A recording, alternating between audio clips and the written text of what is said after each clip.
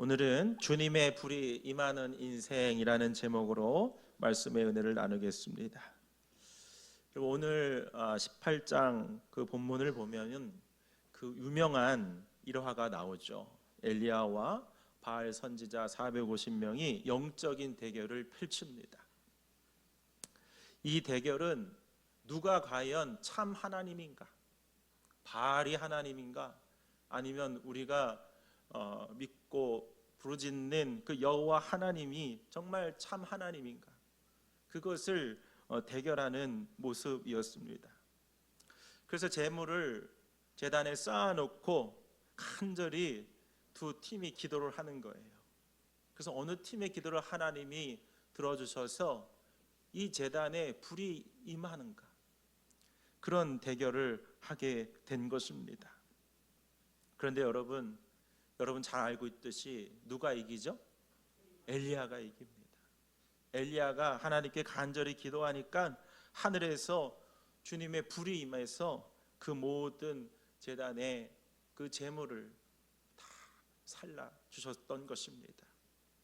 사랑하는 성도 여러분 가운데에도 주님께서 주시는 이 주님의 불, 성령이 충만하시기를 주의 이름으로 축원합니다. 그런 인생이 되기를 소망합니다. 어떻게 하면 그 불이 우리의 인생에도 임할까? 어떻게 하면 성령께서 불로 우리에게 역사를 하실까? 오늘 그 은혜를 나누려고 합니다. 첫 번째로 주님의 불이 임하는 인생은 그렇게 되려면 무너진 예배를 회복해야 한다는 것이죠. 우리 다시 한번 30절, 31절 말씀을 읽겠습니다. 시작. 이때에 온 백성이 뭐가 잘못되는데 31절 그다음 31절 말씀 먼저 읽겠습니다. 시작. 그리고 엘리야는 일찍이 주님께서 이스라엘하고 이름을 고쳐주신 야곱의 아들들의 지파 수대로 12개의 돌을 모았다. 아멘. 우리가 읽진 않았지만 30절 말씀에 보면 그는 무너진 주님의 제단을 고쳐 쌓았다 그랬습니다. 여러분, 이 엘리야의 시대는 이 예배의 제단이 완전히 무너진 시대였습니다. 왜 그렇습니까? 하나님이 아니라 바알을 섬기는 시대였던 것입니다. 우상을 섬겼던 것입니다. 그래서 그는 무너진 주님의 제단을 고쳐 쌓았다라는 그 원어를 보게 되면 그 이전에 드렸던 그 제단이 멈춰져 있었다는 뜻이에요. 그 이전에는 예배를 드렸지만 그 예배를 멈추게 됐다는 것. 그래서 그 제단을 다시 고쳐 쌓았다는 것을 우리는 알 수가 있습니다. 여러분, 그렇기 때문에 엘리야가 했던 것은 그 우상으로 완전히 예배가 무너진 시대 가운데에 다시 예배를 회복했다는 거예요. 그러니까 주님의 성령, 주님의 불은 어느 곳에 임하는가? 예배가 회복되는 곳에 임하는 거예요. 여러분 삶 속에 무너진 예배가 있다면 다시 회복할 수 있기를 소망합니다. 그래서요, 이것은 뭘 뜻하냐면 우리가 출애굽기로 다시 돌아가면 성막은요, 하나님이 우리에게 보여주신 성전의 원형의 모습이거든요. 근데 이 성막에는 불이 늘 있었습니다. 성막 뜰에는요, 번제단이 있었어요. 번제단에서 제물을 태우는 불이 있었어요. 그것은 어떤 것을 상징하냐면 회개의 불을 상징합니다. 우리의 죄를 날마다 태우는 거예요.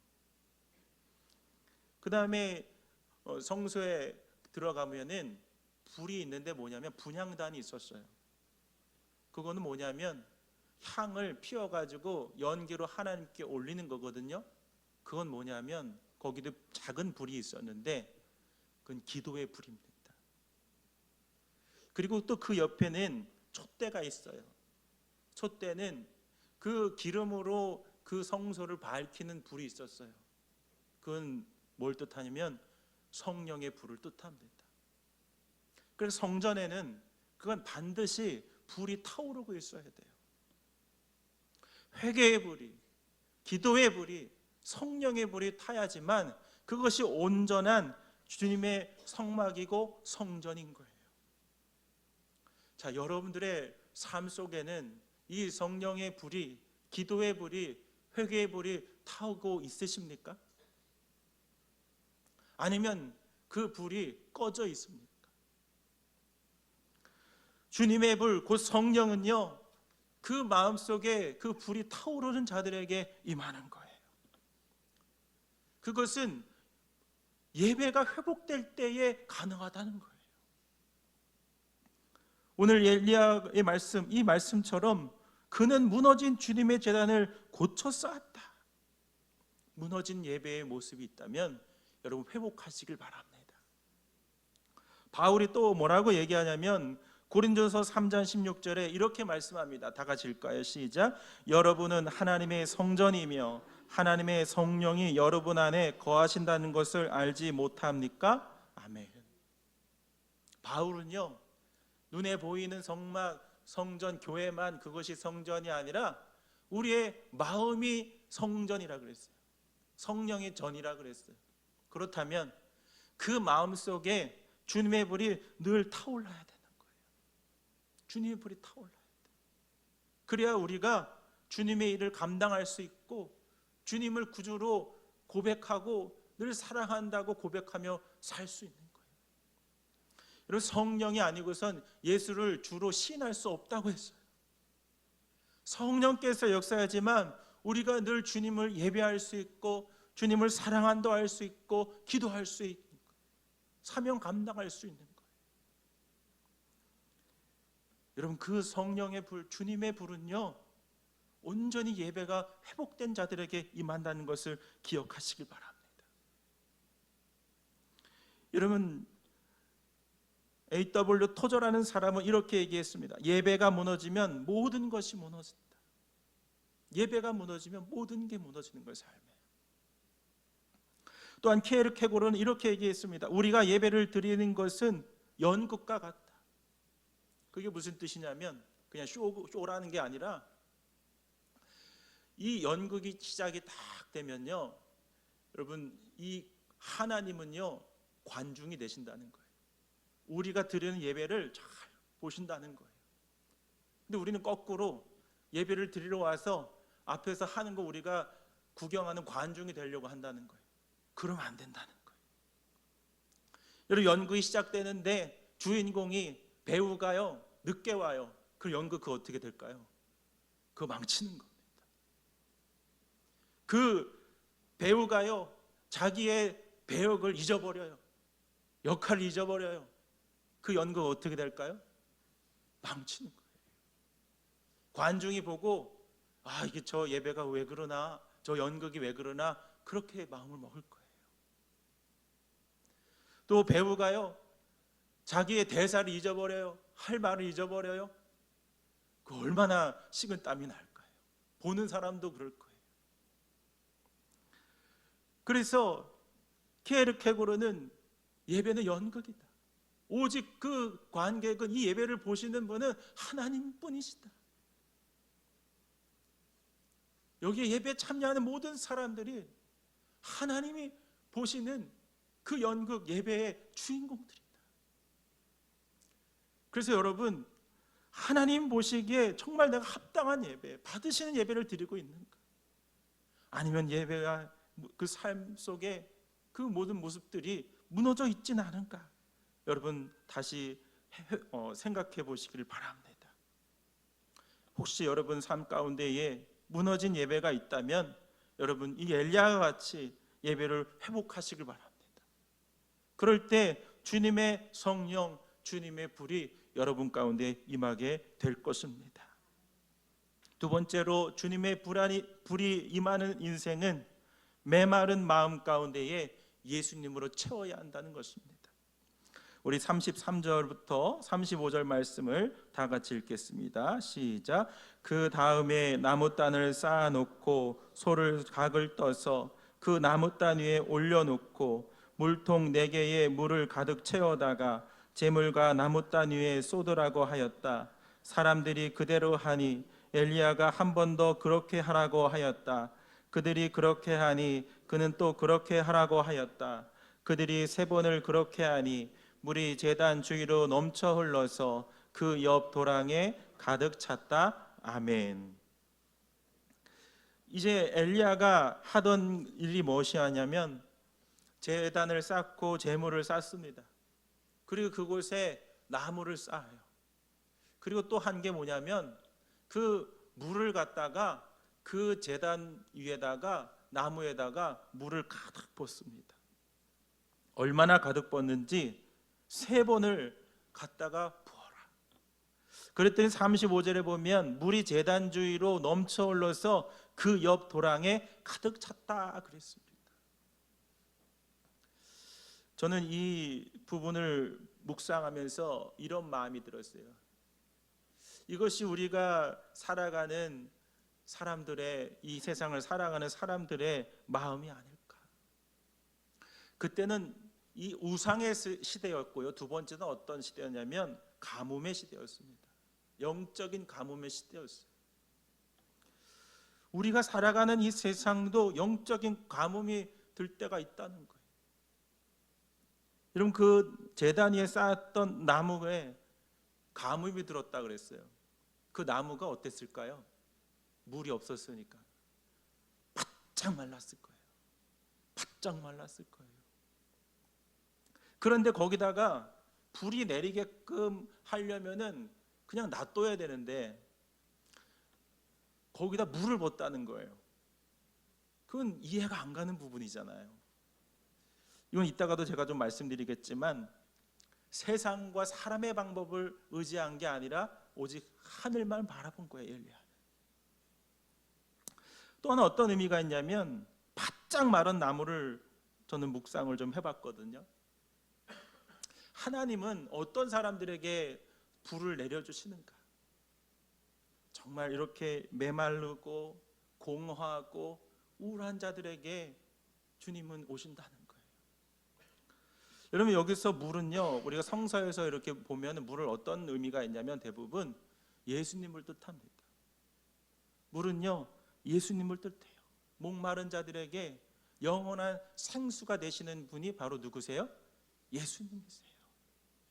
그리고 바짝 마른 재물과 그 나뭇가지 위에 물을 부니까 주님의 불이 임한 거예요. 그 영적인 의미는 뭐냐면 예수님으로 충만한, 예수를 주로 고백하고 예수님으로 충만한 사람들에게 성령의 불이 임한다는 거예요.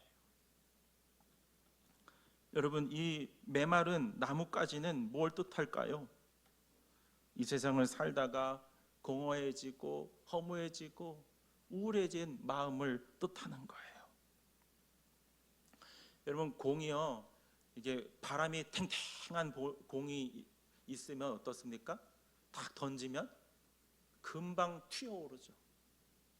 우리의 마음도요, 그렇게 되면 좋은 거예요. 무슨 일이 땅에 떨어져도 금방 튀어오르고요, 회복이 되고요, 뭐가 와서 건드려도요 터지지 않고 막 그렇게 살아가면 그게 건강한 마음입니다. 그런데 살다 보면 이 메마른 제단처럼 그 바람이 쭉 빠질 때가 있어요. 그러면요 어떻게 됩니까? 확 공이 바닥에 떨어져도요 금방 튀어오를 수가 없는 거예요. 그냥 확 굴러가 버리는 거예요. 이걸 심리학에서는 회복력이라고 그러거든요. 마음의 회복력. 이렇게 메말라 있고 공허하면요 이런 일이 벌어지는 거예요. 여러분, 왜 마음이 자꾸 공허해지고 메말라 갈까요? 그것은 많은 심리학자들이요 마음에 상처가 있으면 그렇다 그래요. 여러분, 우리가 마음에 상처 입었다, 그런 트라우마라 생겼다 그러잖아요. 이걸 용어를 프로이트라는 심리학자가 처음 사용했습니다. 그래서 이 프로이트는요 사람의 마음속에 이 심리적인 에너지가 있다고 그러는데, 에너지는요 이 냇물처럼 줄줄줄 흘러야 돼요. 그러면 여러분, 그런데 그 냇물이요 어느 순간 다 끊겨요. 막혀요. 그걸 고착된다 그러거든요. 그러면 그 물이 어떻게 될까요? 흘러야 되는데 흐르지 않으면 물은 썩어요. 그리고 거기에 그 물이 다 증발이 돼 버려서 그 마음이 메말라 가는 거예요. 그리고 거기에 구멍이 탁 생깁니다. 자, 그러면 이 파이프에, 수도관 파이프에 물이 쫙 흘러가서 이 온 몸까지 다 이렇게 적셔져야 되는데 그 물이 오다가 그 구멍을 어떻게 돼요? 다 빠져요. 아무리 좋은 에너지를 받아도요, 그 구멍으로, 상처라는 그 마음속 상처에 그 구멍으로 물이 다 빠져나가는 거예요. 그러면 그 사람이 이 마른 장작처럼, 나뭇가지처럼 메말라가는 거예요. 마음이 자꾸 메마르는 거예요. 그러니까 이 마음을 자기가 채울 수가 없으니까 누구한테 채워달라는 거예요? 집에 있는 누구요? 남편이나 아내한테 자꾸 채워달라고 요구를 하는 거예요. 근데 그게요, 성령이 충만하지 않고서는, 정말 주님의 은혜가 충만하지 않고서는 그걸 채울 수가 없어요. 채워줄 수가 없어요. 맞춰줄 수가 없어요. 그걸 맞춰준다고 하면요, 그 채워주는 사람도 어떻게 되는 거예요? 그 마음이 비게 되는 거예요. 아, 그럼 내 남편, 내 아내도 채우지 못해주네? 자, 이제 누구를 또 잡는 거예요? 자녀를 잡는 거예요. 자녀가요, 부모를 채워줄 수 있어요? 여러분, 그 환상입니다. 깨야 돼요. 결국에는요, 자기가 자기를 돌볼 수 아는 사람이 성숙한 거거든요. 그거는 영적으로 얘기하면요, 이 영생수가 되시는 예수님으로만 그걸 채울 수가 있는 거예요. 사람은요, 그 빈 마음을요, 자기가 채울 수가 없어요. 절대. 누가 채우시는 거예요? 영원한 생명수가 되시는 예수님만이 우리의 그 빈 마음을 채울 수가 있는 거예요.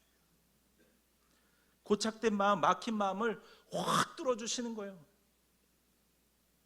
또 뚫려있는 그 마음을, 또 구멍난 마음을요, 메꿔주시는 거예요. 그래야지만 예수님으로만 그 메말랐던 마음, 비었던 마음이, 공허했고 우울했던 마음들이 채워지는 거예요. 다른 데서 자꾸 그걸 채우려고 세상의 유혹에 자꾸 빠지는 거예요. 시편 147편에 이렇게 말씀하시죠. 상심한 자를 고치시며 저희 상처를 싸매시는 분은 누구시다? 하나님이시다. 여러분, 누구도 그 메마르고 빈 마음을 채울 수 없다는 것을 여러분 확실히 믿길 바랍니다. 예수님만이 채울 수가 있는 거예요. 예수님으로 그렇게 심령으로 충만한 자들에게 성령께서 역사하시는 것을 믿으시길 바랍니다. 우린 그럴 때 마음이, 이 상처가 치유되고 회복된다 이야기하는 거예요. 여러분, 이 예가요, 어디에 나와 있냐면 요한복음 4장에 나와 있어요. 우물가에 예수님께서 한 여인을 만납니다.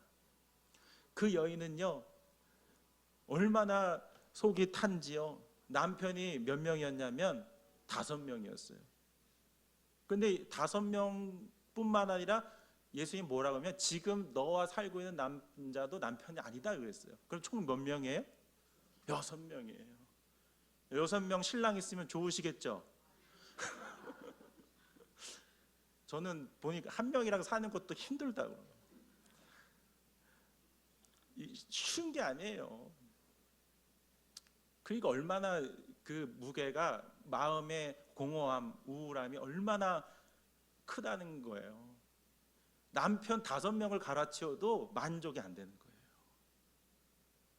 근데 예수님이 뭐라고 말씀하시냐면 4장 14절, 요한복음 4장 14절 읽겠습니다. 시작. 그러나 내가 주는 물을 마시는 사람은 영원히 목마르지 아니할 것이다. 내가 주는 물은 그 사람 속에서 영생에 이르게 하는 샘물이 될 것이다. 아멘. 그 말씀을 다 받아요. 그리고 이 우물가의 여인이요, 아주 마음속에 기쁨이 회복이 됩니다. 그리고 그 다음에 뭘 하냐면 그 물뜨던 항아리를 내버려 두고 그 사마리아 마을에 가서 예수님을 증거하고 전합니다. 아멘. 여기 와보세요. 예수님이 오셨어요. 예수님을 만나보세요. 그건 뭐냐면 그 마음속에 성령의 불이 임해서 기쁨이 넘치는 거예요. 성령이 역사하면요, 주님을 전하지 않을 수가 없는 거예요. 예수님 만나보세요. 내가 남편을 5명이나 가르쳐도 만족하지 못했는데 예수님 나의 빈 마음을 채워주셨어요. 메마른 내 마음을 채워주셨어요. 그렇게 고백했던 거거든요. 여러분, 성령의 불이 여러분 가운데 임하기를 소망합니다. 그건 뭐냐면 예수님의 이름을 부르고 예수님으로 충만할 때 성령께서 역사하신다는 거예요. 여러분, 혹시 이 광야 같은 세상 살다가 빈 마음이 있으십니까? 메마른 마음이 있으십니까? 우리 영원한 생수가 되시는 예수님, 영생수가 되시는 그 예수님으로 가득 채우셔서 성령의 불이 임하시기를 주의 이름으로 축원합니다. 마지막 세 번째로 주님의 불이 임하는 인생은 하나님께 간절히 기도할 때라는 것입니다. 우리 36절, 37절 말씀 읽겠습니다. 시작. 나는 주님의 종이며 이 모든 일을 하고 있다는 것을 오늘 저들이 알게 하여 주십시오. 주님, 응답하여 주십시오. 응답하여 주십시오. 이 백성으로 하여금 주님이 주 하나님이시며 그들의 마음을 돌이키게 하시는 주님이심을 알게 하여 주십시오. 아멘. 이제 엘리야가요, 한 게 또 뭐냐면 간절히 주님께 기도한 거예요. 주님의 이름을 부르며 36절 말씀에 보니까 아브라함과 이삭과 이스라엘을 돌보신 주 하나님, 주님께서 이스라엘의 하나님이시고 하나님이 바알이 아니라 여호와 하나님이 우리의 하나님이라는 것을, 그 이름을 부르는 거예요. 그리고 또 뭐라고 기도합니까? 내가 오직 주님의 말씀대로만 이 모든 일을 하고 있다는 것을 오늘 저들이 알게 하여 주십시오. 아까도 말씀드렸지만 엘리야가 얼마나 하나님을 구했다는 것을 우리가 알 수 있냐면, 여러분, 이 제단에 물을 뿌리면 돼요, 안 돼요? 원래는 안 돼요. 여러분, 이 나뭇가지가 말라 있기 때문에요, 여러분 뭐 비무장지대나 우리 LA에도 산불이 나면 어떤 사람이 불을 낸 게 아니라 너무 뜨겁고 가뭄이 나니까 이 나뭇가지가 스치기만 해도 어떻게 돼요? 불이 나는 거예요. 그러면요, 아무도 몰라요. 이거 그냥 하나님이 내려준 거야. 그렇게 해도 다 사람들이 속을 수 있거든요. 근데 엘리야는요, 그 방법을 쓰지 않았다는 거예요. 여러분, 그게 쉽잖아요. 가물고요, 조금만 스치기만 해도 불이 날 수가 있어요. 쉽다고요. 근데 엘리야는 거기다가 물을 부었다고요. 그건 뭐냐면 세상과 사람의 방법 하나도 내가 쓰지 않겠다. 철저하게 오직 하나님만 바라보는 거예요. 그 얼마나 간절히 기도했을까요? 자기의 모든 생각, 경험, 모든 걸 다 내려놓는 거예요. 그리고 아브라함, 이삭, 이스라엘 하나님을 부르짖는 거예요. 여러분, 정말 간절한 기도는 뭐냐면 첫 번째로 여러분 주님의 이름을 부르짖으시길 바랍니다. 주님의 이름에 능력이 있어요. 그리고 37절에 보면 뭐라고 말씀하십니까? 응답하여 주십시오. 응답하여 주십시오. 간구하는 거예요. 사모하는 거예요.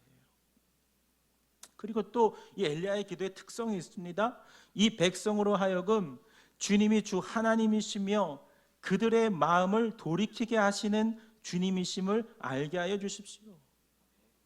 그건 뭐냐면 엘리야의 마음속에 하나님의 마음을 깨달았다는 거예요.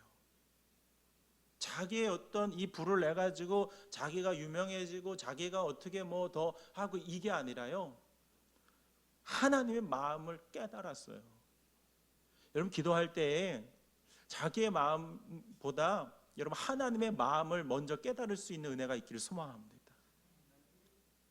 그게 뭐예요? 그들이 마음을 돌이켜 주님이심을 알게 하여 주십시오. 이렇게 지금 우상을 숭배하는 많은 사람들, 죽어가는 사람들, 이 사람들이 하나님을 좀 알게 해 주십시오. 하나님을 알게 해 주십시오. 그게 하나님 마음인 거예요. 이게 엘리야가 품었던 마음이에요. 느꼈던 마음인 거예요.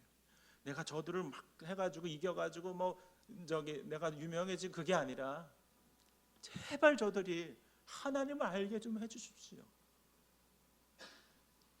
여러분 이 주님의 마음을 아는 기도는 곧 예수님이 드렸던 기도와 유사합니다. 예수 십자가 못 박혀 죽으실 때에 병사들이요 예수님을 핍박합니다. 조롱합니다. 침뱉습니다. 그런데도 예수님 뭐라 그러세요? 저들의 죄를 용서해 주십시오. 저들이 하는 것을 저들이 알지 못합니다.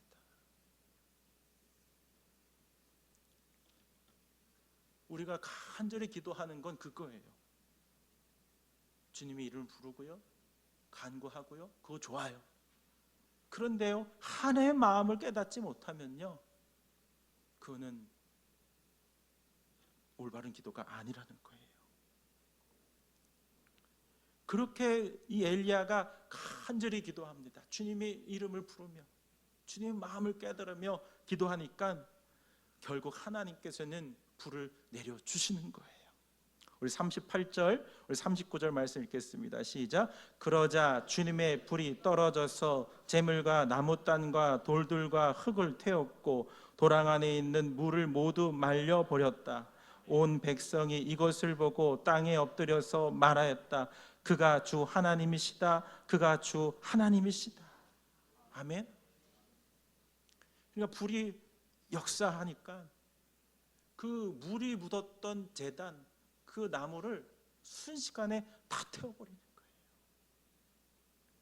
거예요. 여러분 삶 가운데도 주님의 불이 임하기를 소망합니다. 그래서 여러분들의 마음속에 있는 메말랐던 문제, 큰 문제들, 여러 가지 문제, 여러분 주님의 불로 다 태워지시기를 주의 이름으로 축원합니다. 또 하나 40절 말씀 읽을까요? 40절 시작. 엘리야가 그들에게 말하였다. 바알의 예언자들을 잡아라. 한 사람도 도망가게 해서는 안 된다. 백성은 곧 그들을 사로잡았고 엘리야는 그들을 데리고 기숑 강가로 내려가서 거기에서 그들을 모두 죽였다. 아멘. 이건 주님의 불이 임하니까 어떤 역사가 일어나면 주님이 능력을 주시는 거예요. 또 사단과 대결을 해서 이길 수 있는 힘을 주시는 거예요. 또 사명을 주시는 거예요. 여러분 주님의 불이 임할 때에 여러분 우리를 대적하는 모든 공격하는 모든 문제를 여러분 이길 수 있다는 것을 굳게 믿으시길 바랍니다.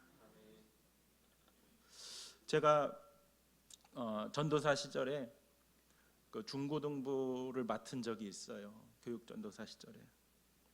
그래서 겨울 수련회를 시골의 어느 교회를 빌려서 이제 갔습니다. 근데 그 교회도 읍내에 있던 교회라서 이제 제법 규모가 있는 교회였습니다. 그러니까 저희가 그 수련회 기간 빌려서 이제 중고등부 학생이랑 가서 딱 갔는데 그 교회 중고등부 학생들도 우리만큼 모여 있는 거예요. 한 30명 정도. 이상하다. 우리가 여기서 빌려서 하기로 했는데 알고 봤더니 저희가 하는 수련회에 그러니까 끼워서 하려고 그렇게 생각을 하고 있었던 거예요. 우린 전혀 모르고 있었는데. 그래서 제가 거기에 이제 희한하게 거긴 이제 시골이다 보니까 사모님이 나중에 알았는데 그 설교도 하신대요. 그래서 참 특이하다 내가 그랬는데 그 사모님이 오더니 저의 이제 수련회 계획표를 좀 달래요. 그때 이렇게 보시면서 펜을 들고 이거는 하지 말고 이거는 같이 합시다 이러는 거예요. 제가 나쁜 건가요? 얼마나 당황을 제가 했는지 너무 당황스러운 거예요. 그래서 근데 또 이게 중고등부 아이들이요 굉장히 예민합니다. 수련회 가자고 하는 것도 쉬워요, 어려워요? 어려워요. 그 데리고 가는 것도 어렵다고요. 겨우겨우 데리고 왔는데 낯선 애들이랑 같이 한다? 와 이거는 선생님들도 그렇고 아이들도 다 시무룩해져 있는 거예요. 야 이거 난 어떻게 하나. 제가 그래서 이제 협의를 한 게 그럼 저녁 때 집회는 같이는 하고 이렇게 오후에 그 프로그램 활동은 따로 합시다. 그래서 제가 이제 저녁 집회를 처음 인도하는데 원고대로 쓴 게 다 망친 거야. 다 안 되는 거야. 이게 뭐 마음이 왔다 갔다 하니까. 근데 우리 아이들 모아놓고 우리 아이들만 먹고 얘기했습니다. 야 너네 정신 똑바로 차려. 저거 신경 쓰지 말고 그냥 주님만 부르고 은혜 받을 것만 사모하자. 이상하게 얘네들이요. 우리만 있으면 상관이 없는데 이게 약간 경쟁하는 게 좀 있잖아요. 그러니까 아멘 하는 거예요. 그 저도요 그냥 뭐 원고대로 뭐 하지도 못하고 그냥 뜨겁게 그냥 회개합시다, 믿으시다 그렇게 전했어요. 근데 정말 놀라운 사실은요 그날 하나님이 성령을 부어주시는 거예요. 아들이요 막 방언을 하고요, 막 부르짖고요, 뭐 어떤 친구는 막 입술까지 막 하는 거예요. 정말 놀라운 사실은요 제가 그런 경험이 별로 없거든요. 그러니까 제가 놀래가지고 하나님 이거 어쩌죠? 하나님 이거 어쩌죠? 그러면서 막 기도해주고 밤새도록 기도. 제가 그때 경험한 게 뭐냐면 그렇게 중고등 말 안 듣던 애들이요 성령 임하니까요 밤새도록 기도하고 춤추고 찬양하더라고요. 그리고 나서 다음 날 됐는데 그 사모님이 오셔서 정중하게 미안합니다 얘기를 하는 거예요. 그래서 그 2박 3일 동안 그 아무런 문제 없이 그래도 잘 끝냈던 경험이 있습니다.